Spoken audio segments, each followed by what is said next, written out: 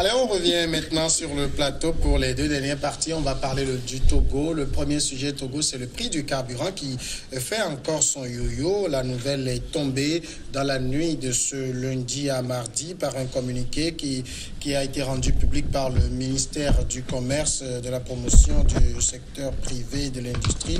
Les prix des produits pétroliers connaissent une hausse depuis ce matin. Alors, les prix sont selon les différentes gammes de carburant. On a par exemple pour le super samplon, l'essence qui passe de 490 francs à 548 francs. Alors, généralement, il y a quand même des hausses importantes. Qu'est-ce qui peut justifier ça, Vivien Tomi? C'est le baril? C'est quoi exactement? Vous savez, depuis un moment, le gouvernement togolais a décidé d'appliquer ce qu'on appelle la vérité des prix. Donc, le gouvernement a annoncé à la population déjà que contrairement à ce qui se faisait avant où le pétrole était subventionné, si bien que s'il y avait même une variation au niveau international, on ne ressentait pas les conséquences ici. Le gouvernement a décidé d'appliquer maintenant la vérité des prix. Ça veut dire que si cela s'augmente au niveau international, le prix va connaître aussi une hausse au niveau national. Là où il y a problème, c'est que certains citoyens, nous tous, nous sommes des consommateurs. Nous constatons malheureusement que quand il y a une augmentation au niveau international, on se presse de vite faire la hausse ici. Mais quand il y a une diminution, on ne sent pas tellement l'empressement du gouvernement de faire la diminution.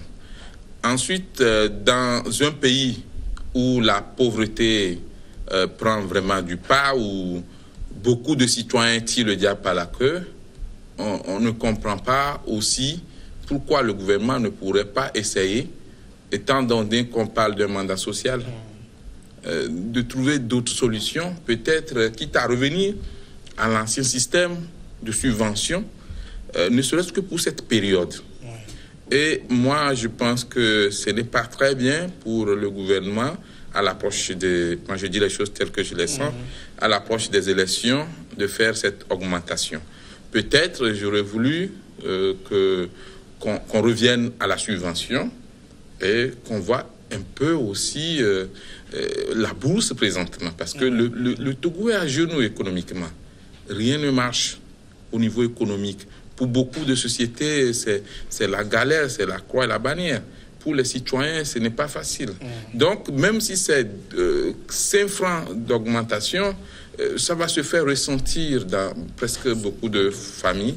Mais j'ai aussi aimé le fait que pour cette fois-ci, la population n'est pas sortie pour faire des manifestations tout azimut, comme ce fut le cas pour les autres augmentations. Mais on a préféré discuter. Il y a eu, par exemple, dans la journée d'aujourd'hui, une rencontre entre des émissaires du gouvernement et des responsables syndicaux. J'ai appris aussi qu'il a été demandé à ceux qui conduisent les taxis et autres engins de ne pas augmenter le prix, les frais de transport. Donc, il y a des mesures. Vous comprenez l'augmentation? Non, moi, franchement, je ne comprends pas parce que ça n'a pas sa raison d'être. Moi, je dis, Bono, à qui profite le crime? Allez voir, quand ceux qui ont le monopole du pétrole, de l'exploitation, enfin, du commerce du pétrole au Togo, c'est au sein de cette minorité. Et quand on augmente aujourd'hui le prix du carburant et que de l'autre côté, le SMIC n'évolue pas, c'est toujours 35 000. Vous savez, aujourd'hui, le Togolais tire le diable par la queue. Alors, comment on voit que le Togolais puisse sortir de cette situation? Est-ce que ce n'était pas aussi prévisible? Moi, je rappelle, sur ce même plateau, on l'évoquait il y a quelques mois, quand la Guinée a décidé d'augmenter son prix, on disait que le Togo allait suivre bientôt. Oui. Si c'est en fonction du baril, bien sûr.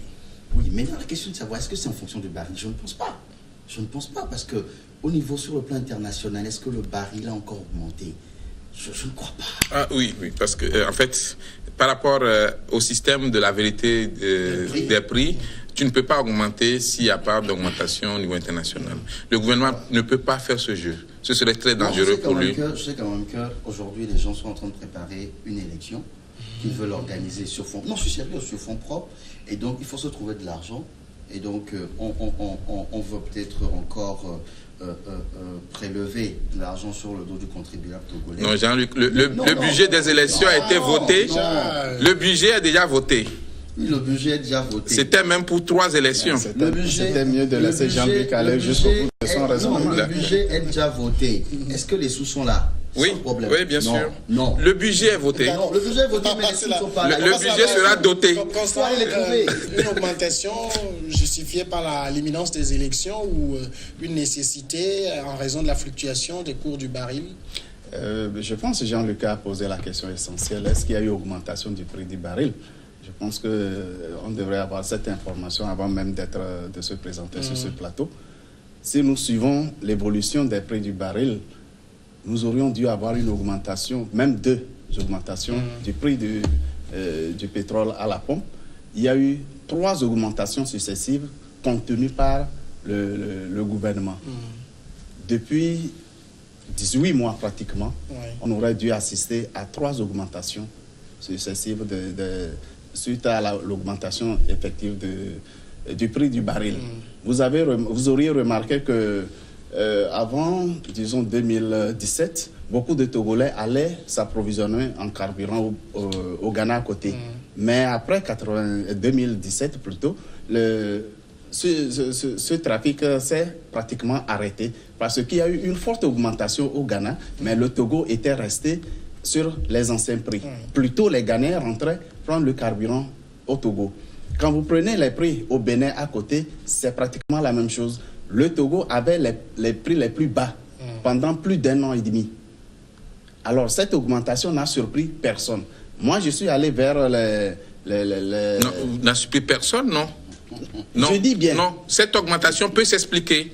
Mais dire qu'elle n'a surpris personne, je ne suis pas d'accord. Ça a surpris peut-être ceux qui ne suivent pas l'évolution des prix sur le plan mondial. Ce n'est pas une question de suivre l'évolution des prix. S'il vous plaît.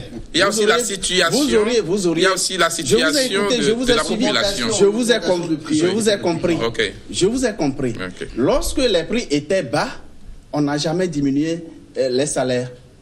Lorsque les prix du carburant étaient bas, on n'a jamais diminué les salaires. On ne diminue pas un salaire. Justement.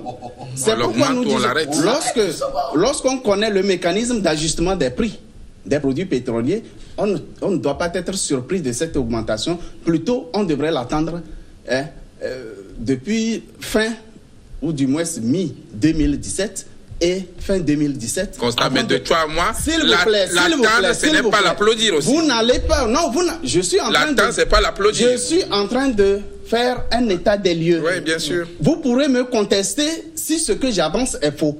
Mais vous ne pouvez pas me demander de dire le contraire de ce qui est vrai. Je ne vous demande pas ça. Justement. Sinon, alors, je dis bien ceci.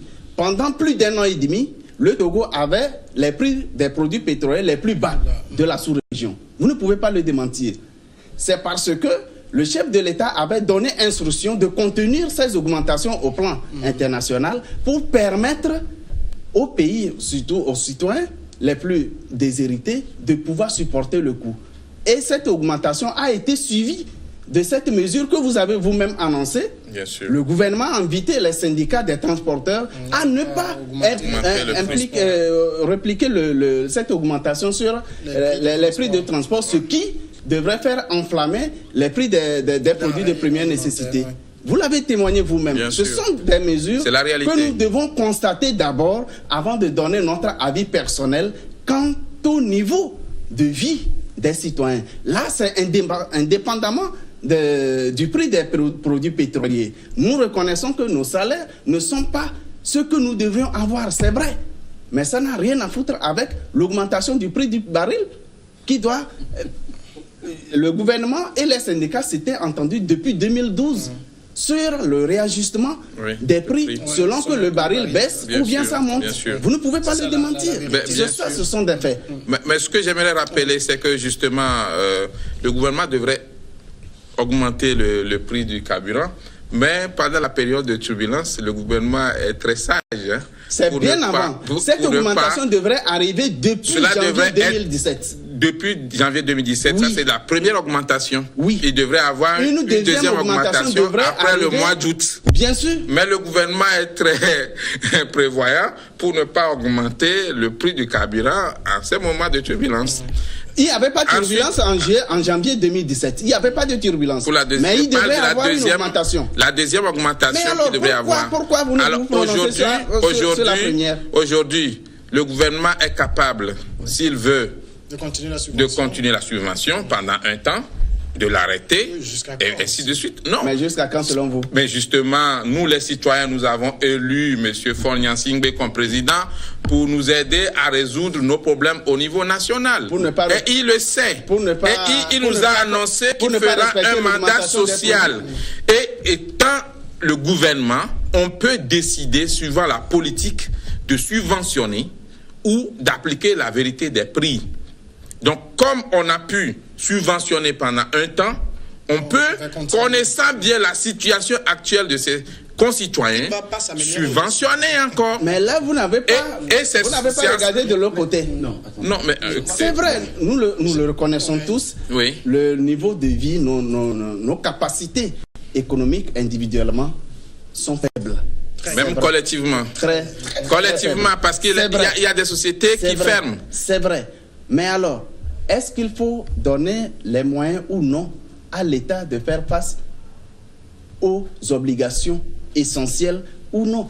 Mais alors, lorsque le gouvernement prend sur lui de supporter l'augmentation du prix du baril 3 fois et attend la 4e fois avant de faire agir, réajuster les prix, et puis ce réajustement ne tient même pas compte des 3 augmentations qui ont été contenues. Oui, mais mon cher Constant, je ne demande pas au gouvernement de ne pas appliquer la vérité des prix. Alors, le gouvernement a fait une bonne communication en expliquant à la population qu'à partir de ce jour, nous allons appliquer la vérité des prix. Oui.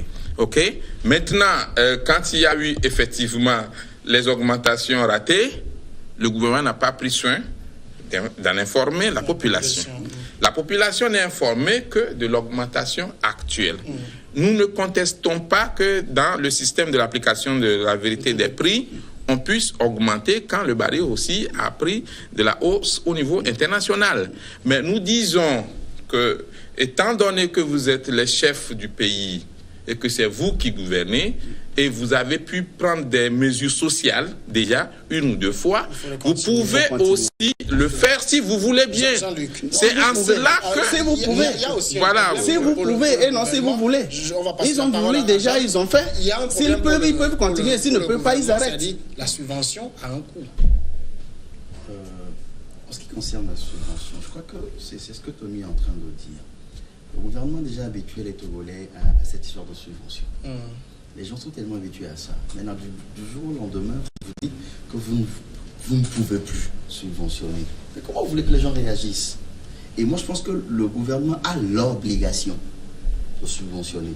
Oui, mais le coût, finalement, attendez, on va créer un gap si on continue avec ce système aussi. Ça ramène au problème de bonne gouvernance.